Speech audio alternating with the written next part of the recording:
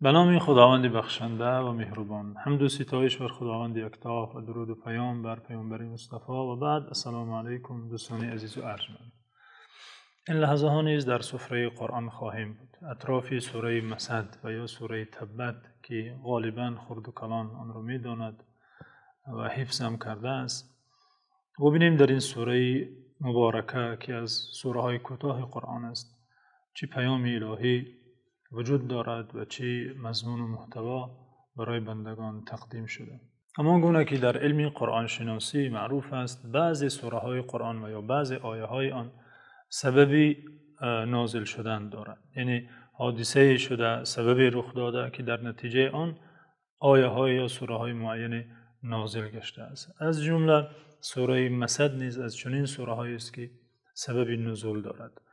در بیان سبب نزول آنگونه که امام بخاری و دیگر سرچشمه های حدیثی و تفسیری ذکر کرده آوردند، این است که چون آیه سوره شعراء و انذر عشیرتک الاقربین به پیامبر صلی الله علیه و سلم نازل گشت که به او سفارش میکند که ای پیامبر، خویشاوندان نزدیکت را بیم ده، آنان را به این دین فراخوان. چون این آیت و این دستور الهی، این سفارشی خداوندی بر پیامبر صلی الله علیه و سلم نازل گشت، بالای کوه برآمد و قریش را فراخواند، به نزد خود دعوت کرد و گفت ای قریش، ای قوم من، اگر من به شما خبر دهم که صبح و یا بیگاه لشکری به شما حمله می کند، آیا باور می کنید؟ آیا این خبری مرا تصدیق می کنید؟ گفتن البته تصدیق می کنیم، البته تو را باور داریم، زیرا این طول همه 40 سال ما باری از تو دروغی ندیده ایم. پس گفتن اگر چنین است، دانید که من فرستاده خدا به سوی شما هستم تا از عذاب شدیدی که در پیش است شما را بیم دهم و شما از آن عذاب بپرهیزید.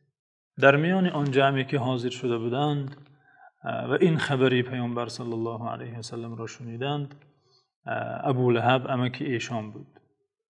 ابو لهب نیز حاضر شده بود و چون این سخن از پیامبر صلی الله علیه و سلم از پسری برادر خود شنید، گفت تبا لک لهذا دعوتنا، هلاک باد بر تو، هلاک شوی، آیا برای همین ما را جمع کردی؟ و چون این سخنی درشت و زشت را نسبت پیامبر صلی الله علیه و سلم گفت، اینجا خداوند از پیامبر دفاع کرد، حمایت کرد و این سوره را نازل نمود. فرمود تبت یدا ابی لهب و تب ما اغنى عنه ماله و ما کسب سیصلی نارا ذات لهب و امرأته حمالة الحطب فی جیدها حبل من مسد. هلاک باد ابو لهب و هلاکم شد. آنگونه که به پیامبر صلی الله علیه و سلم هلاکت خواست و دعای بد کرد، خداوند در جواب به او گفت خودش هلاک باد و فعلا هلاکم شد. ما اغنى عنه ماله و ما کسب، نه مال او، نه دارایی او، نه ثروتی او، نه فرزند او به او کمک نخواهد کرد. سیصلی نارا ذات لهب، بزودی آتش دوزخ خواهد درآمد.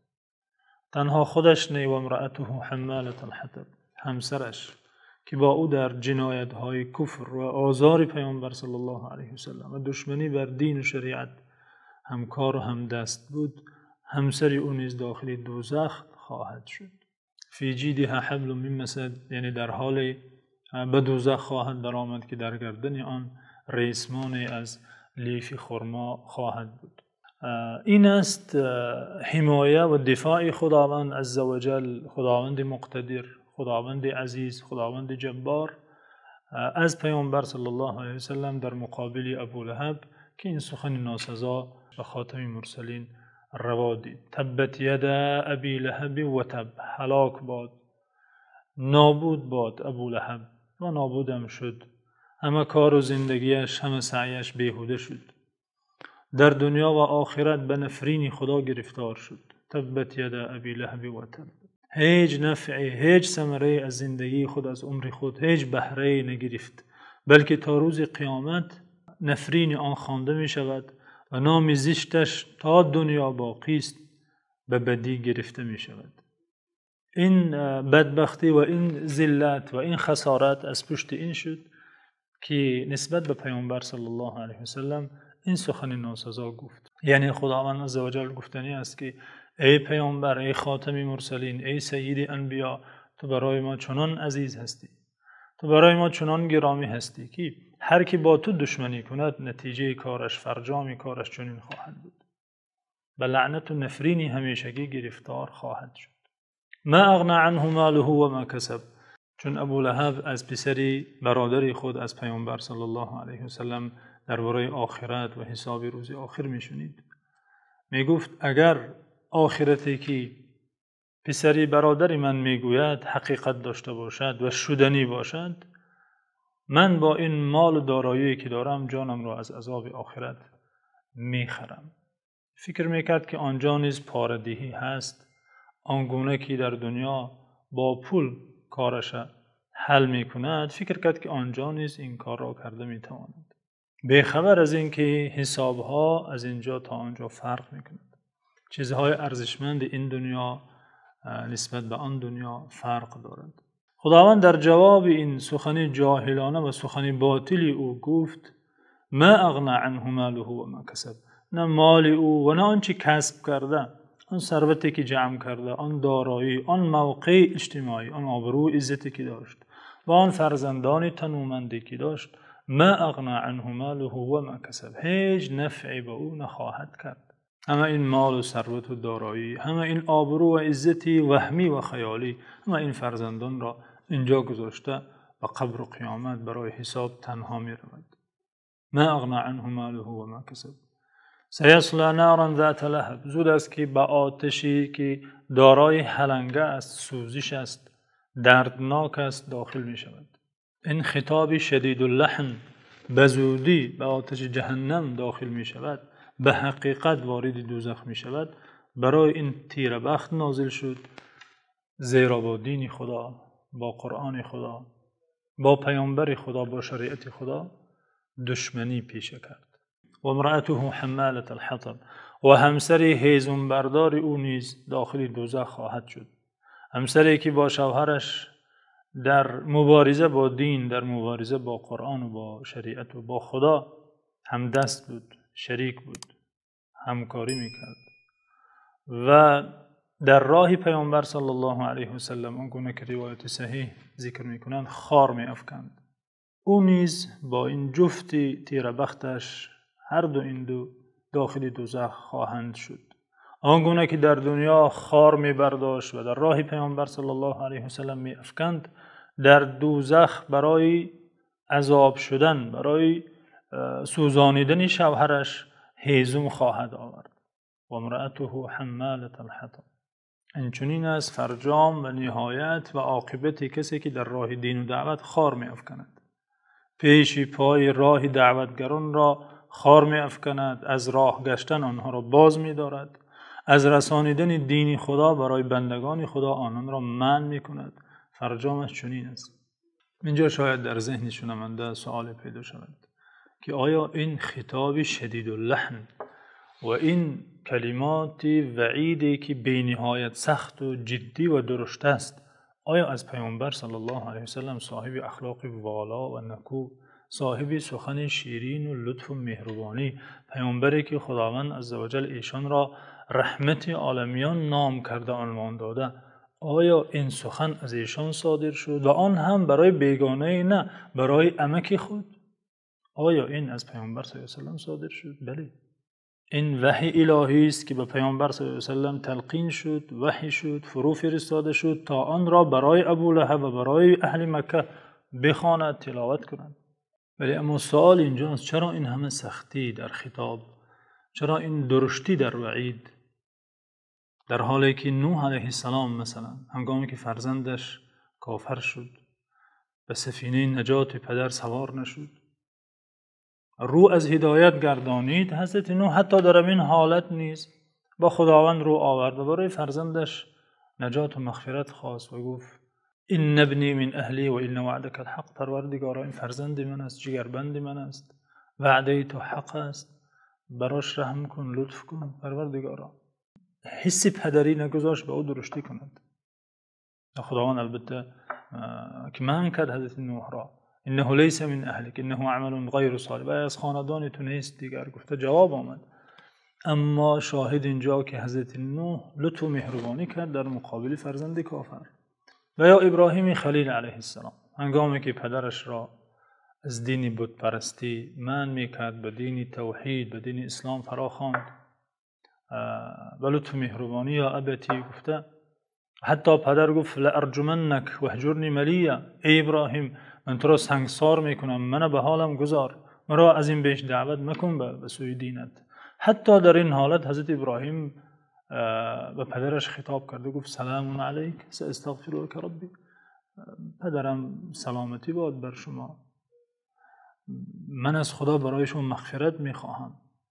اگر چنده که خطاب الهی آمد، دستور آمد که ابراهیم منع کرد که برای پدر مشرکش استغفار نخواهد از خدا، اما حضرت ابراهیم پیش از اینکه منع نازل شود دستور آید که استغفار حق ندارد طلب کند، یعنی پدر مشرکش را مهربانی و لطف کرد.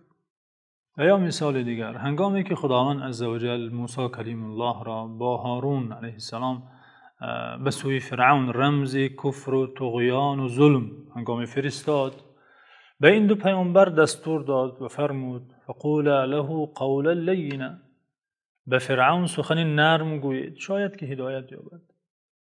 اما در سوره مسد، سوره تبت میبینیم که این پیامبر که رحمتش بیکنار است، لطفش بی نهایت زیاد است و زبانش بی نهایت معطر و خوش است، در اینجا با این لهجه شدید امکش را خطاب می کند و او را از دوزخیان می خواند و اعلان می کند. سبب چیست؟